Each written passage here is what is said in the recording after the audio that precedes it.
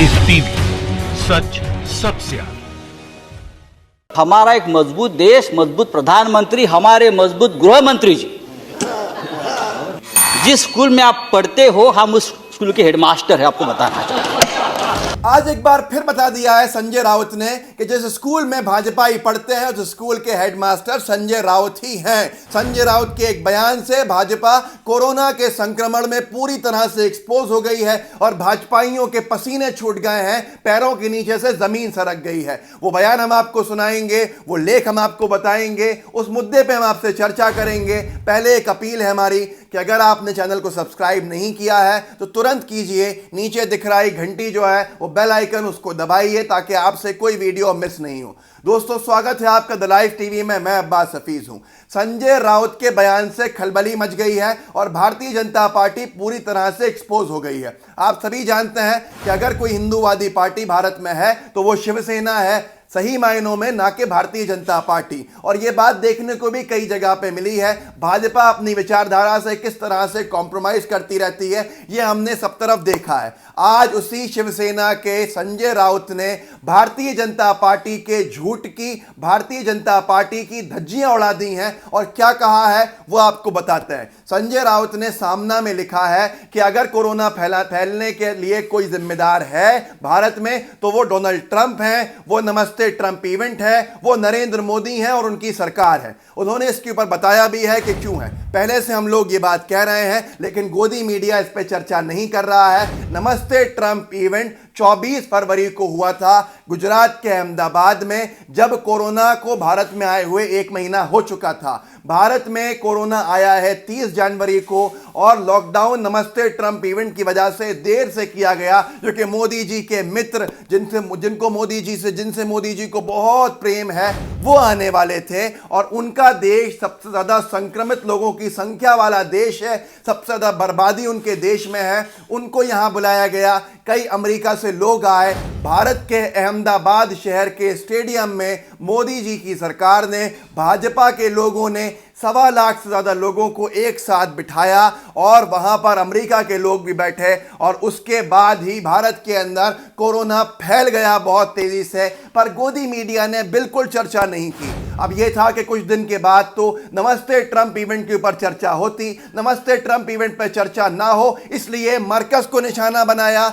4,000 3,500 लोगों वाले मरकज़ को टारगेट बनाकर और सबका ध्यान वहां मोड़ दिया। लेकिन बिल्ली की मां बकरे की मां कब तक खैर मनाएगी, वो कहावत है। और यही हुआ भारतीय जनता पार्टी के साथ कि आज सारे मुद्दे पुराने हो गए और असली मुद्दा जब उठा, जब अहमदाबाद में संक्रमण बढ़ता हुआ दिखा। गुजरात ने बहुत देरी में टेस्टिंग शुरू की, बहुत कम टेस्टिंग आज भी कर रही है, लेकिन एक भारी मात्रा में संक्रमण लोग हर रोज गुजरात से निकल रहे हैं। कल ही सबसे ज्यादा केसेस गुजरात से निकले थे और आपको याद होगा कि अहमदाबाद में ही नमस्ते ट्रंप इवेंट हुआ और अहमदाबाद में ही सबसे ज्यादा संक्रमित लोग हैं गुजरात के।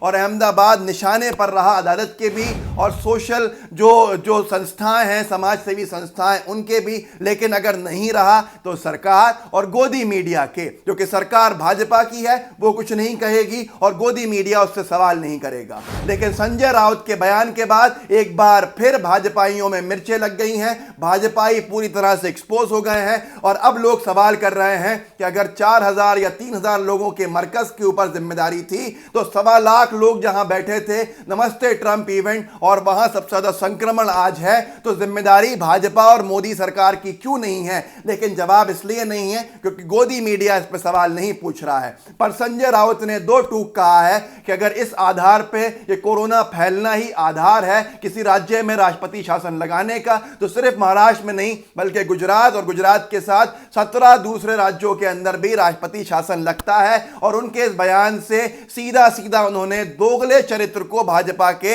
एक्सपोज कर दिया है कि गोदी मीडिया और मोदी सरकार सिर्फ और सिर्फ महाराष्ट्र की बात करती है, ना कि गुजरात की, जबकि गुजरात में कम टेस्टिंग के बावजूद बहुत बड़ा दायरा है कोरोना का। अहमदाबाद जहां नमस्ते ट्रंप इवेंट हुआ था, वहां के कमिश्नर ने कहा था, आपको याद होगा कुछ दिन पहले, कि अगर मामले नहीं रुके तो 1 महीने में यहां अहमदाबाद में 8 लाख लोगों की संख्या होगी जो कोरोना संक्रमित होंगे। अब यहां पर सवाल उठता है कि गोदी मीडिया कब चर्चा करेगी और कब कोई मांग करेगा जांच की। कांग्रेस ने गुजरात में मांग की है नमस्ते ट्रंप इवेंट की जांच की और कार्रवाई की, उचित कार्रवाई की मांग की है। वही मांग संजय राउत ने करी है कि सीधे तौर पर नमस्ते ट्रंप जिम्मेदार है इस मामले को पूरा बढ़ाने का, ना कि तबलीगी जमात, ना कि मजदूर, और ये भाजपाई पूरी तरह से एक्सपोज हो गए हैं। आज हम भी मांग करते हैं कि नमस्ते ट्रंप इवेंट की जांच होनी चाहिए, उचित कार्रवाई होनी चाहिए, पर मांग किससे करें?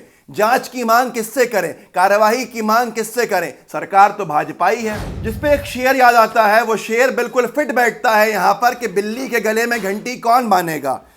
तुम्हारा शहर, तुम ही कातिल, तुम ही मुदई, तुम ही मुंसिफ, हमें यकीन है हमारा कसूर निकलेगा।